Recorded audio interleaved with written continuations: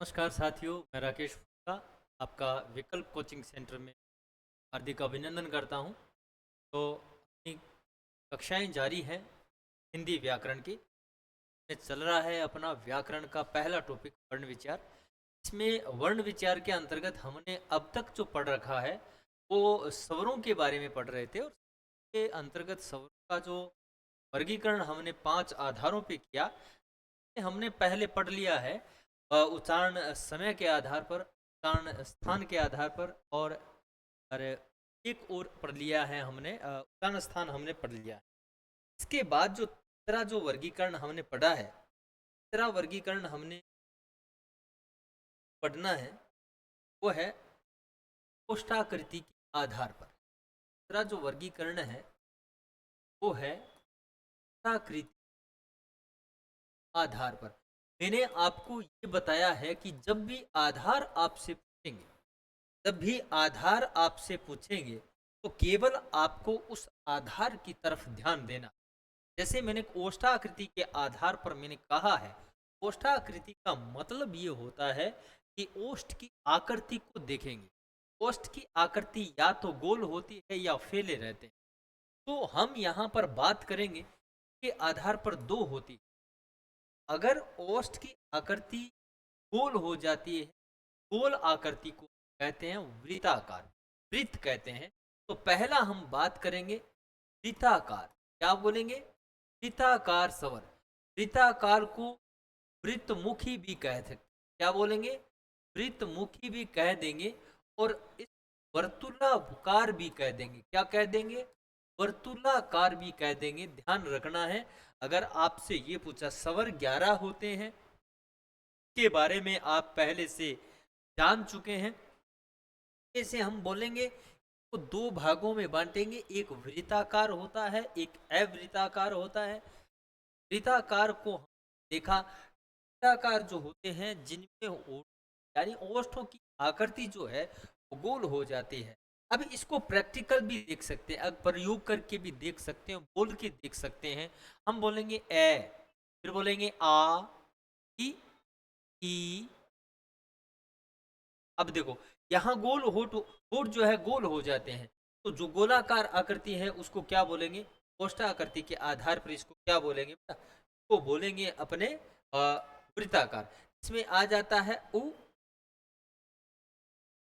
ओ, औ, और एक जो आगत गृहित स्वर होता है औ। ये भी किसकी श्रेणी में आ जाता है?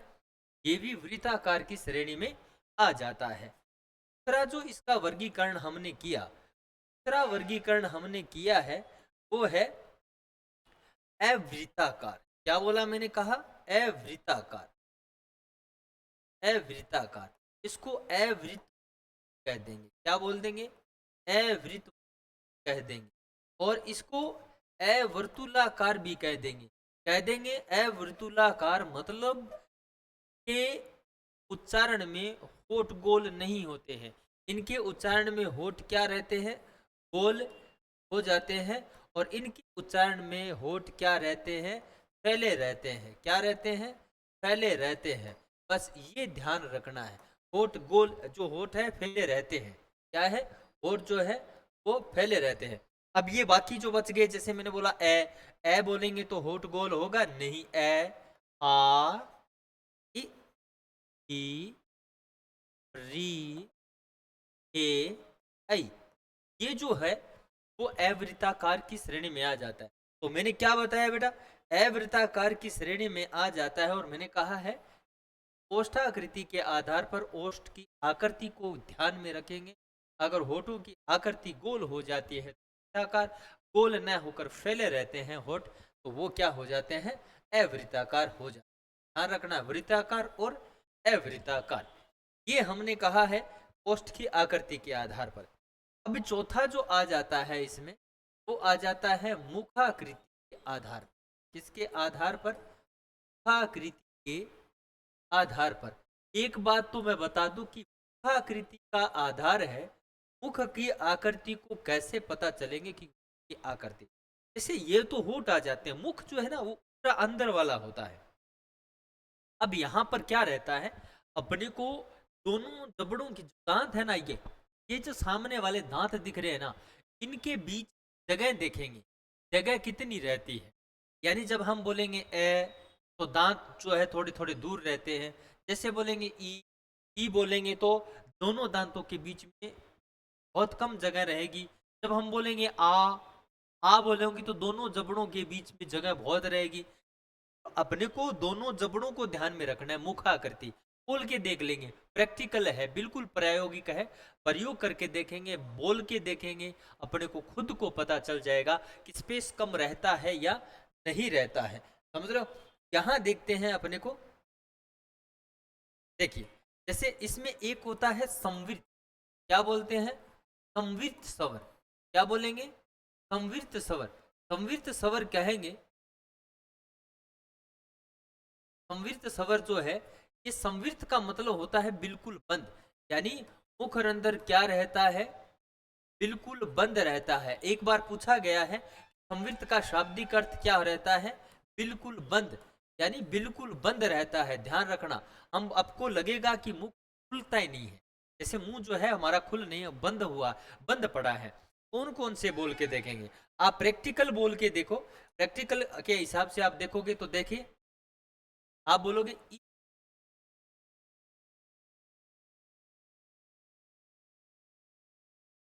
स्पेस देखो बिल्कुल कम रहेगा। दोनों जबड़ों के बीच में, दोनों दांतों के बीच में, ऊपर वाला जबड़ा नीचे वाले जबड़े के बीच में जगह बिल्कुल भी कम है, बिल्कुल बंद सा लग रहा है। जैसे बोल के ई उ टी, देखो होठ तो अपने चेंज हो रहे हैं, होठों की आकृति चेंज हो रही है अपने बोलेंगे, लेकिन मुख के आधार पर देखना है कि मुख की आकृति को ध्यान में रखना है। मुख को देखो कि दोनों जबड़ों की जगह कितनी आ रही है। हमने बोला जी, जबड़ा बिल्कुल भी नहीं हिला, दोनों जबड़े हमारे बिल्कुल भी नहीं है। होठों की आकृति चेंज हुई है, लेकिन हम जो आधार है हमारा कौन सा पढ़ रहे हैं? मुख आकृति। तो ये संवृत्त स्वर होता है। इसका शाब्दिक अर्थ क्या होता है? बिल्कुल बंद।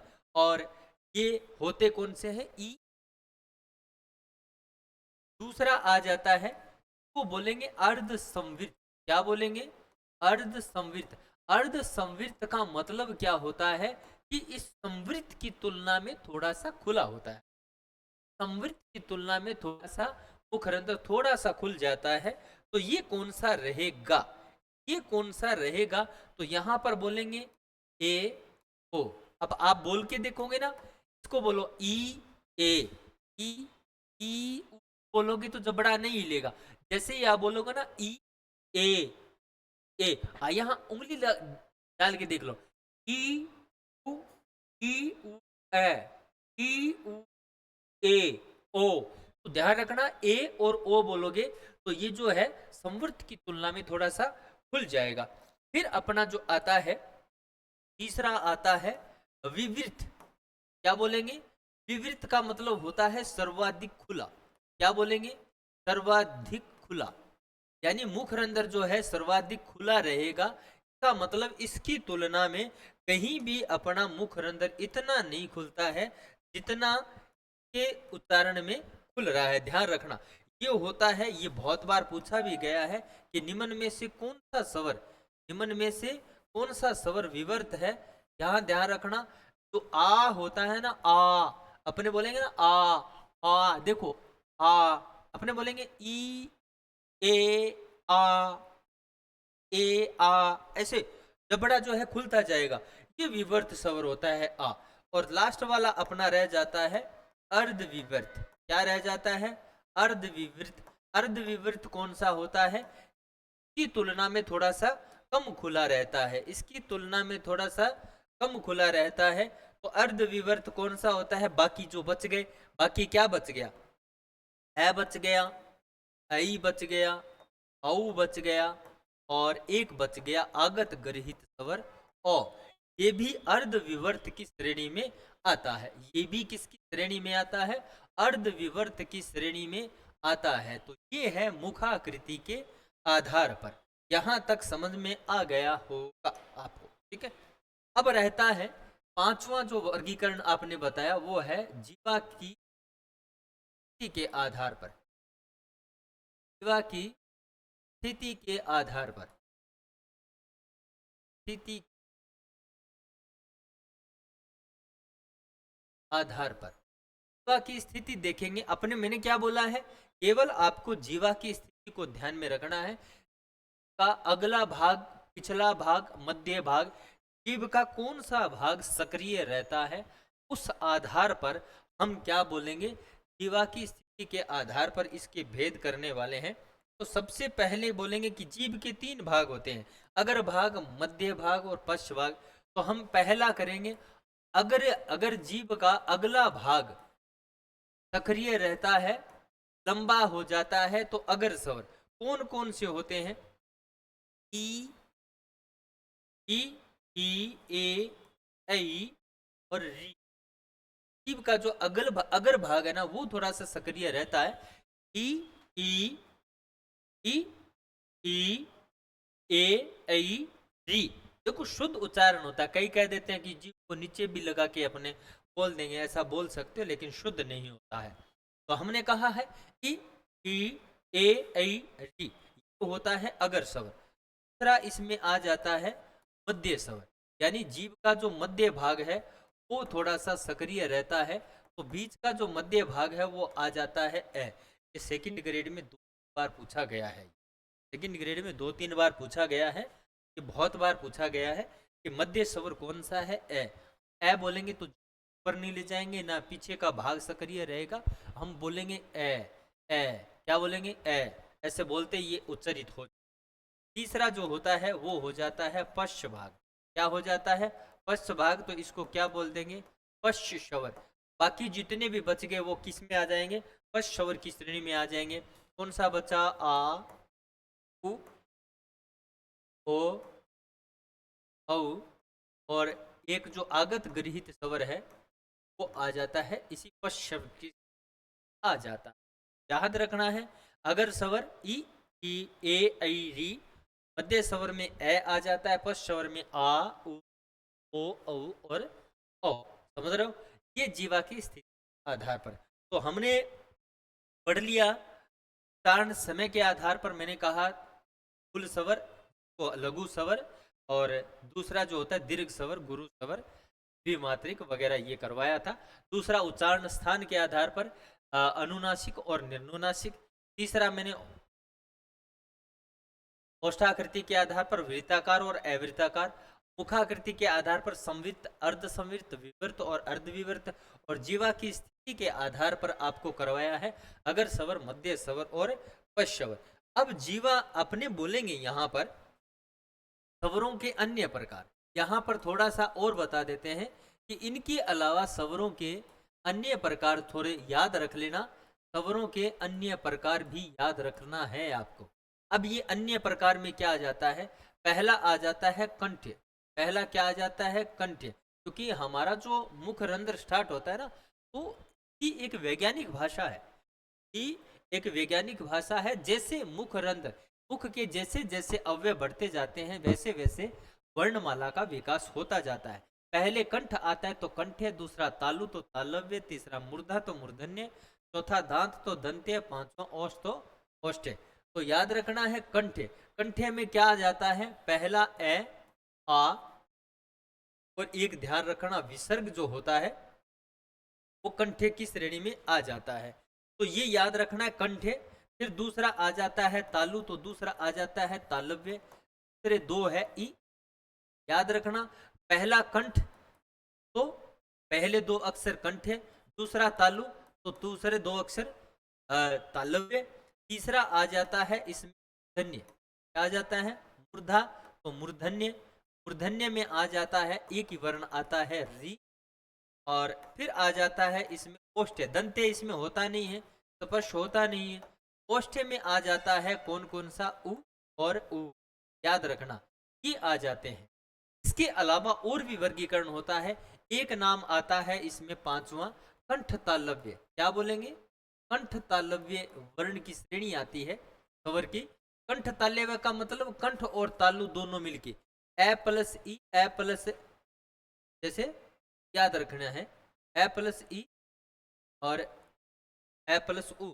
तो यहां पर याद रखना है ए, यहाँ पर याद रखना है ए प्लस ई, यहाँ पर ए और आई जो है सेकंड ग्रेड में पूछा गया था कि निम्न में से कंठ तालव्य वर्ण कौन सा है। ए आई जो होता है वो कंठ तालव्य होता है। छठा जो आ जाता है कंठोष्ठ, क्या बोलेंगे, कंठ ओष्ठ। तो कंठ ओष्ठ का मतलब कंठ और ओष्ठ दोनों मिलके, कंठ और ओष्ठ दोनों मिलके जो है इसका निर्माण करेंगे। ये आ जाते हैं इसमें ओ और औ, याद रखना ये ओ और औ जो है ये आ जाता है।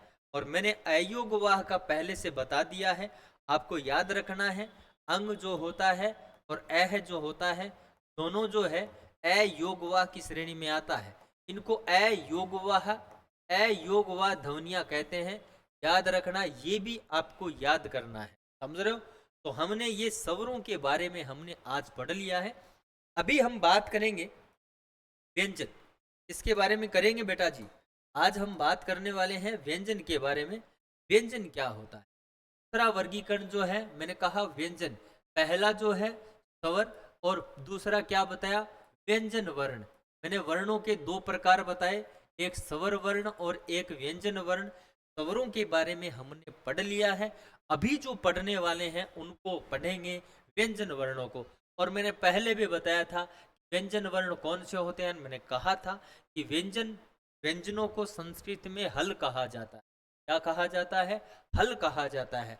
तो व्यंजनों का जो उच्चारण होता है ना वो स्वतंत्र उच्चारण नहीं होता है, ध्यान रखना, क्योंकि स्वतंत्र उच्चारण केवल स्वरों का होता है, इसीलिए उन्हें मूल अक्षर ध्वनि कहा जाता है। मैंने शुरुआती वीडियो में मैंने आपको बता दिया था।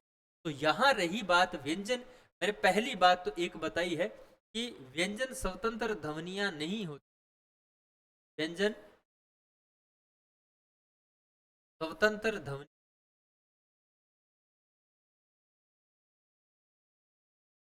नहीं होती। व्यंजन जो है स्वतंत्र ध्वनियां नहीं होती, तो फिर क्या होती है, तो ध्यान रखना व्यंजनों का उच्चारण, व्यंजनों का उच्चारण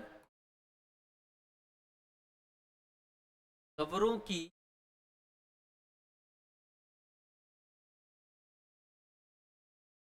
सहायता से किया जाता है। यानी व्यंजनों का उच्चारण जो है स्वरों की सहायता से किया जाता है।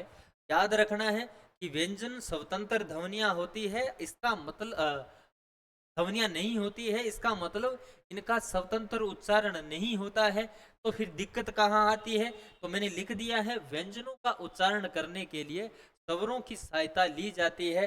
जैसे हम बोलेंगे कै तो साथ में ए बोलेंगे, हमने बोला ए तो साथ में कुछ नहीं बोला, हमने बोला आ तो साथ में कुछ नहीं बोला, लेकिन हमने बोला का तो साथ में आ बोला। तो व्यंजनों का उच्चारण जो है स्वरों की सहायता से किया जाता है। और तीसरी लाइन यहाँ ये आ जाती है कि व्यंजन वे ध्वनियां होती है, व्यंजन वे ध्वनियां होती है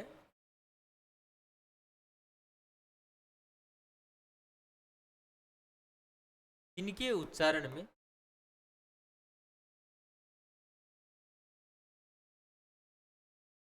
इनके उच्चारण में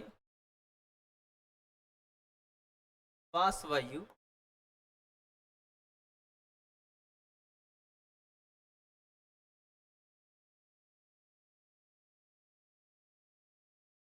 रंध्र में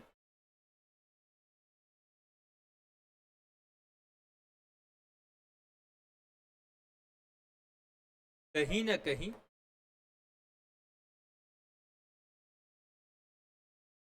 स्पर्श अवरोध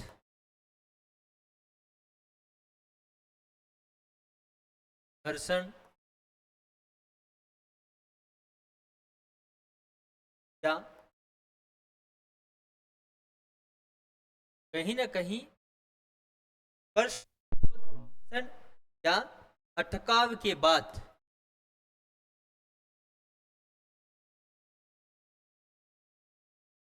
बाहर निकलती है।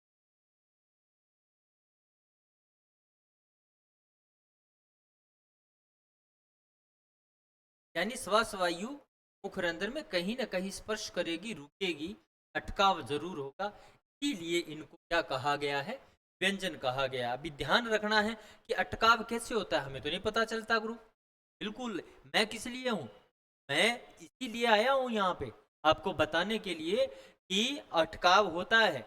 जैसे हम बोलेंगे ए, कुछ नहीं हुआ, कहीं नहीं रुकी श्वास वायु, लेकिन आप कै बोल के देखो। अब आपको कै बोलना नहीं है बेटा, कै बोलना नहीं है आपको, कै बोलने से पहले की स्थिति देखना, केवल प्रयत्न करना है आपको, कै उच्चरित नहीं करना। आप बोल के देखो, कै बोलोगे तो अपनी जीभ कहाँ, जैसे ऐसे बोलेंगे ना कै, कै बोलेंगे तो जीभ पीछे चली जाएगी, जीभ का पीछे का भाग चौड़ा हो जाएगा और कंठों के पास श्वास वायु को रोक लेगी, रोक लेगी। अब देखो, आप बोल के देखो, कै बोलो, कै बोलना है आपको, अभी बोलना नहीं है, कैसे बोलने से पहले की स्थिति को ध्यान रखना है। बोलोगे तो कैसे बोलोगे, कै बोलोगे तो जीभ का पीछे का भाग चौड़ा हो जाएगा, श्वास वायु कंठों के पास रोक लेगी, इकट्ठी हो जाएगी। जैसे ही जीभ को नीचे करेंगे और बोलेंगे कै, है, तो यहाँ कंठ के पास रुक रही है, इसीलिए कै ख ग घ ग जो होता है वो क्या होते हैं, कंठ्य ध्वनियां होती है। क्या होती है, कंठ्य व्यंजन होते हैं। तो सबसे पहले हम आज बात करने वाले हैं कि व्यंजन होते कौन कौन से हैं। यहाँ बात करते हैं व्यंजन, तो व्यंजन होते हैं वो कौन कौन से होते हैं, अभी बात करेंगे। क, छ, प, भ, और ये होता है ग। इसका थोड़ा सा ध्यान रखना है बेटा, ये जो ड के आगे बिंदी लगाइए तो ये पंचम वर्ण हो गया, ग होता है, ये अड़े नहीं होता है। क्योंकि अड़े जो होता है आप समझते हो ना, अड़े, अड़े होता है बिंदी नीचे लग जाए, ये बिंदी ड के नीचे लग जाए तो अड़े होता है, जिसको द्विगुण वर्ण कहते हैं। लेकिन ये जो बिंदी आगे लग गई तो ये पंचम वर्ण हो जाता है और इसका उच्चारण होता है ग। क्या होता है, ग, अंगा नहीं होता, ग होता है। ये पहला, दूसरा क, छ, ज, ढ, ढ। फिर उसके बाद ठ, ठ, ढ, ढ, ण। फिर त, ठ, ड, ढ और न। फिर आ जाता है प, फ, फ, है, है। अब इनको थोड़ा सा याद रखना है आपको, इनको इनको कहा जाता है, ध्यान रखना, इनका नाम होता है स्पर्शी व्यंजन। क्या बोलते हैं इनको, स्पर्शी वर्ण या स्पर्शी व्यंजन, एक ही बात है। और इनको एक नाम और भी दिया गया है, वर्गीय व्यंजन। क्या कहा गया है, वर्गीय व्यंजन। और आपसे अगर ये पूछा जाए, अभी महिला सुपरवाइजर 2016 में ये प्रश्न पूछा गया था कि हिंदी वर्णमाला में स्पर्शी व्यंजनों की संख्या कितनी होती है, याद रख लेना 25 होती। क्या होती है, 25 होती है, ध्यान रखना, स्पर्श व्यंजनों की संख्या कितनी होती है, 25 होती है। फिर आ जाता है य, र, ल, व। इनको कहते हैं अंतस्थ, इनको कहते हैं अंतस्थ, मतलब बीच का होता है, स्पर्श होता है लेकिन बहुत कम होता है। इनकी संख्या कितनी हो जाएगी, तो इनकी संख्या 4 हो जाएगी। फिर हमने कहा के, से और है, इनको कहते हैं उष्मी। क्या कहते हैं, उस कहते हैं कि इनके उच्चारण में तो हवा जो है वो थोड़ी सी गर्म हो जाती है, इसीलिए इनको उष्मीय कहा गया है। और इनकी संख्या कितनी होती है, 4। ये आ जाते हैं अपने मूल व्यंजन। तो थोड़ा सा आपको मैं बता दूं कि अगर ये प्रश्न आ जाए, आपसे ये पूछा जाता है कि हिंदी में स्वर कितने होते हैं, स्वर होते हैं 11। आपसे ये पूछा जाता है हिंदी में मूल व्यंजन कितने होते हैं, याद रख लेना मूल व्यंजन यही होते हैं, याद रख लेना 25 और 4 29, और 4 कितने हो गए, 33। याद रख लेना, अगर आपसे ये पूछा जाए कि मूल व्यंजन कितने होते हैं, तो मूल व्यंजन 33 होते हैं। फिर यहाँ से एक निकल जाती है लाइन कि मूल वर्ण कितने होते हैं, हिंदी में मूल वर्ण कितने होते हैं, तो 11 और 44 कितने, 33 कितने हो जाते हैं, 44 हो जाते हैं। कितने हो जाते हैं? 44 हो जाते हैं। याद रखना ना कि ये 25 स्पर्शी, ये 4 अंतस्थ और 4 उसमें, ये 33 हो जाते हैं। मूल व्यंजन 33 होते हैं। प्रश्न आपसे पूछा जाएगा हिंदी में मूल वर्ण कितने होते हैं, तो 33 होते हैं। अगर आपसे पूछा जाए हिंदी में स्वर कितने होते हैं, तो 11 होते हैं। आपसे पूछा जाए हिंदी में मूल वर्ण कितने होते हैं, तो 44 होते हैं। फिर आ जाता है यहाँ पर, फिर अपने याद बात करेंगे यहाँ यहाँ आ जाता है श, त्र, य और शर। इनको कहा जाता है संयुक्ता अक्षर। क्या कहा जाता है? संयुक्ता अक्षर कहा जाता है। इनकी संख्या कितनी होती है? 4 होती है। इनकी संख्या कितनी होती है? 4 होती है। याद रख लेना, इनकी संख्या कितनी होती है? इनकी संख्या भी 4 होती है। इनकी संख्या 4 होती है।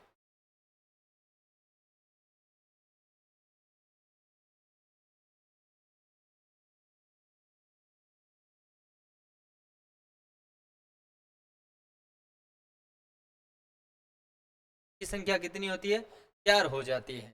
समझ रहे हो? फिर यहाँ आगे बात करेंगे इसके बारे में। इनकी संख्या 4 हो जाती है। फिर आ जाता है, एक आता है अड और एक होता है अड। इनको बोलते हैं द्विगुण वर्ण। क्या बोलते हैं इनको? द्विगुण वर्ण बोलते हैं। द्विगुण वर्ण क्यों बोलते हैं? क्योंकि इनके उच्चारण में 2 वर्णों का गुण आता है। एक तो बोलते हैं ए, फिर ड, ए ड। अब इसको ए ड लिख तो नहीं सकते ए ड, लेकिन उच्चारण इसका ए ड का होता है। जैसे मैंने कह दिया ए ड। अब ये क्या है? एड है। ये क्या है? एड है। अब इसको ऐसे नहीं लिखेंगे। उच्चारण 2 के अनुसार हो रहा है। उच्चारण तो 2 वर्णों का हो रहा है, इसीलिए 2 वर्णों का गुण है, इसीलिए इसको द्विगुण वर्ण कहते हैं। इनकी संख्या कितनी हो जाती है? 2। फिर आ जाता है इसमें, एक आ जाता है अंग और एक आ जाता है अह। और इनको क्या कहा जाता है? अयोगवा। क्या कहा जाता है? अयोगवा कहा जाता है। तो इनकी संख्या कितनी हो जाती है? 2 हो जाती है। तो अभी देखिए, यहां हमने कहा कि स्वर 11 होते हैं, मूल व्यंजन 33 होते हैं, मूल वर्ण 44 हो जाते हैं। और अगर आपसे ये पूछा जाए कुल वर्ण कितने हो जाते हैं, अगर आपसे ये पूछा जाए कि हिंदी में कुल वर्ण कितने होते हैं, तो ध्यान रखना कुल वर्ण 52 हो जाते हैं। क्यों? 44 तो यहां तक हो गए, 4 ये हो गए, 44 और 4, 44 और 4 48 हो गए, 2 द्विगुण हो गए 50 हो गए, 2 अयोगवा हो गए। तो कुल कितने वर्ण हो गए? 52 वर्ण हो जाते हैं। कितने वर्ण हो जाते हैं? 52। आपसे पूछा जाए कुल कितने वर्ण होते हैं, तो हिंदी में कुल वर्णों की संख्या 52 होती है। अभी बात करें अपने तो ये जो संयुक्ताक्षर होते हैं ना, इनका जो जो संयुक्त रहता है वो रहता है क, धन, श। फिर जो तरह रहता है का रहता है त, धन, र। फिर जो य रहता है का जय, धन, न्य रहता है। और जो श्रेय रहता है वो रहता है श। ये जो तालव्य श और र, इनको तो ये श र रहता है, ये रहता है। अब रहता है यहाँ एक चीज और आ जाती है, गर्हित या आगत व्यंजन। गर्हित या आगत व्यंजनों की बात करें तो ये अरबी फारसी वर्णों की तरफ से आया है। तो होता है को, गो, ग, उफ। इनको 5 वर्ण है। ध्यान रखना, स्वर एक है अंग्रेजी भाषा के प्रभाव से अ, और जो इसको कहें गर्हित व्यंजन या आगत व्यंजन बोले तो 5 हो जाते हैं। हालांकि वर्णों की संख्या गिनेंगे तो इनको साथ में नहीं गिनेंगे, इनको साथ में बिल्कुल भी नहीं गिनेंगे, क्योंकि हमारी हिंदी भाषा में ग्रहणशीलता बहुत है। कुछ भी आता है अपने में समा लेती है ये भाषा। तो ये रहता है। तो मैंने ये यहाँ तक आपको करवाया है। व्यंजनों का वर्गीकरण भी करेंगे अपने, वर्गीकरण जो है करने वाले हैं अपने। देखिए, पहला हमने कहा है, देखिए मैंने कहा आज की जो क्लास चली मैंने कहा कि ओष्ठाकृति के आधार पर दो प्रकार बताए हैं, एक वृत्ताकार और दूसरा होता है अवृत्ताकार। इसमें ओष्ठ की आकृति जो है वो गोल और गोल नहीं रहती है, गोल हो जाती है तो ये वृत्तमुख वृत्ताकार हो जाता है, और होठ गोल न होकर फैले रहते हैं तो ये अवृत्ताकार हो जाता है। फिर हमने कहा है कि मुखाकृति के आधार पर मैंने बताया कि दोनों जबड़ों के बीच में कितना गैप आता है, कितना अंतराल रहता है, अंतर रहता है, स्थान रहता है, उस आधार पर जब दोनों जबड़ों के बीच में बंद जैसा दिखाई देता है तो ये संवृत होता है, उसकी तुलना में थोड़ा सा खुलता है तो ये अर्ध संवृत होता है, बहुत ज्यादा खुला होता है तो ये विवर्त होता है, और उसकी तुलना में थोड़ा कम खुलता है तो ये अर्धविवर्त होता है। फिर मैंने बताया कि जीवा की स्थिति के आधार पर मैंने कहा अग्र सवर, मध्य सवर और पश्च सवर, ये मैंने ये बता दिए तीन। यहाँ पर जीव को देखेंगे, और आगे मैंने बताया कि सवरों के अन्य प्रकार में यहाँ पर बताया कि कंठे में ए आ और एह हो जाता है, और तालव्य में ई हो जाता है, मूर्धन्य में री हो जाता है, ओष्ठ्य में उ हो जाता है, कंठ तालव्य में ए आई हो जाता है, कंठ ओष्ठ्य में ओ औ हो जाता है, और अंग और अ को हम अयोग वा की श्रेणी में रखते हैं। व्यंजनों के बारे में मैंने बताया कि व्यंजनों का स्वतंत्र उच्चारण नहीं होता है, व्यंजनों का उच्चारण करने के लिए हमें स्वरों की सहायता लेनी पड़ेगी। जब भी किसी व्यंजन का उच्चारण करेंगे तो साथ में स्वर जरूर उच्चारित होगा, और मैंने कहा है कि स्वतंत्र उच्चारण नहीं होता है। और क्यों नहीं होता? क्योंकि इनकी उच्चारण में कहीं ना कहीं अटकाव, घर्षण या अवरोध जरूर होता है ना। मैं बहुत सारी चीजें बताऊंगा, जैसे हम टै बोलेंगे ना, हम बोलेंगे टै, टै जो है मुर्दा है, टै जो है मुर्दा है, मुर्दा ऊपर वाले दांतों के अंदर जो कठोर भाग होता है वो मुर्दा कहते हैं। इसीलिए यहाँ जब जीवा टच होगी, श्वास वायु यहाँ रुकेगी तो धन्य बोलेंगे। हम बोलेंगे टै टै टै टै टै, कहाँ टच हो रही है? दांतों के टच नहीं हो रही। जैसे ही टै को दांतों के पास ले जाएंगे ना जीव को, टै टै टै टै टै टै, जैसे ही टै बोलेंगे तो जीव दांतों के टच नहीं करेगी, और आगे दांतों के जैसे ही टच करेंगे तय बोलेंगे। हमने बोला टै ठै डै ढै अने, ये बोला। अभी कहते हैं गुरुजी एक ही जगह टच हो रही है, ये जो जीवा है एक ही जगह टच हो रही है, तो एक ही ध्वनि क्यों आए, बार अलग अलग ध्वनियां क्यों आ रही है? एक ही आनी चाहिए। लेकिन जीव टच आपको दिखाई दे रहा है, लेकिन गंभीरता से आप अगर इसका अध्ययन करोगे ना, ध्यान लगाओगे, ध्यान जरूरी है, ध्यान लगाओगे तो देखना, जैसे ही बोलेंगे टच करेंगे ऊपर वाला, पहला जीव का ऊपर ऊपर का भाग टच करेंगे टै, जैसे ही थोड़ा सा ठै बोलेंगे तो जीभ थोड़ी सी लंबी हो जाएगी, जीभ का तो थोड़ा सा टै वाला की जगह ठै बोलेंगे तो जीभ थोड़ी सी लंबी, थोड़ा सा दुगना उसका स्थान टच होगा। डै बोलेंगे तो थोड़ी सी और आगे सरक जाएगी, फिर ढै बोलेंगे तो जीभ आधी तक हो जाएगी। टै ठै डै ढै, जीभ आगे चलती जाएगी, और यही याद रखना है, मेरे को बताया है। और आगे मैंने कहा है कि व्यंजन होते कौन कौन से हैं, ये मैंने कहा। स्पर्शी व्यंजन या वर्गीय व्यंजन, इनकी संख्या 25 होती है, और अंतस्थ वर्णों की संख्या कितनी होती है? 4 होती है। उसमीय वर्णों की संख्या कितनी होती है? 4 होती है। और हिंदी वर्णमाला में संयुक्ताक्षरों की संख्या कितनी होती है? 4 होती है। मैंने कहा है स्वर कितने होते हैं? 11 होते हैं। मूल व्यंजन कितने होते हैं? 33 होते हैं। मूल वर्ण की बात करें तो 44 होते हैं। कुल वर्ण कितने होते हैं? 52 हो जाते हैं। आगे मैंने और वर्गीकरण किया है कि दिवगुण वर्ण है वो 2 हो जाते हैं, अड़े अड़े, और अयोगवा भी कितने हो जाते हैं? 2 हो जाते हैं। तो अयोग जो मैंने अंग और अ, यहाँ पर मैंने कह दिया है त्रे ज्ञ और तरह जो है योग किसका रहता है?